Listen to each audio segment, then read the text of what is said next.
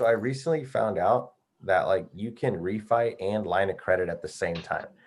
So from what I'm learning about it, you guys know that I have a passion for the line of credit strategy, not so much the BRRRR strategy.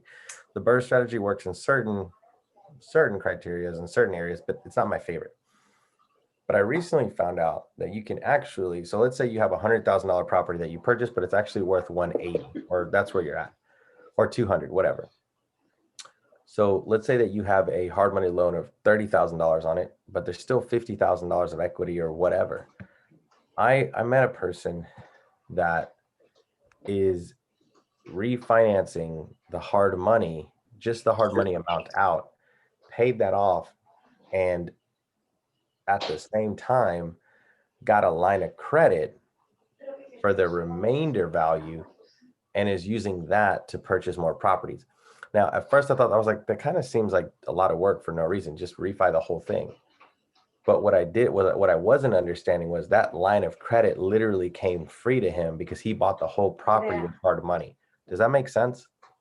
So he only refinanced the money that he owes out and then lined of credit the rest of it.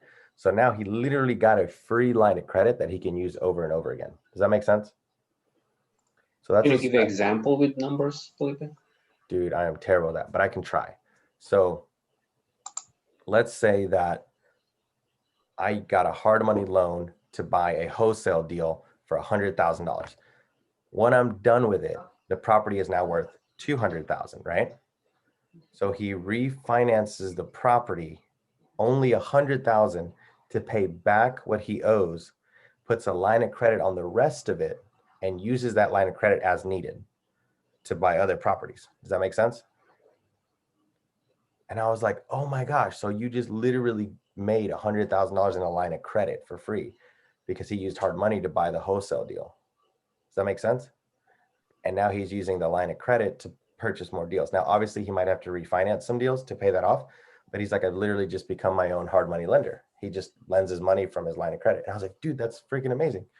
He's like, yeah. So for people that don't have a ton of money, they can use this strategy to like get a hard money on a wholesale deal, flip the wholesale deal, but instead of selling it, refinance it, pay off the hard money, and then use the line of credit to buy more properties.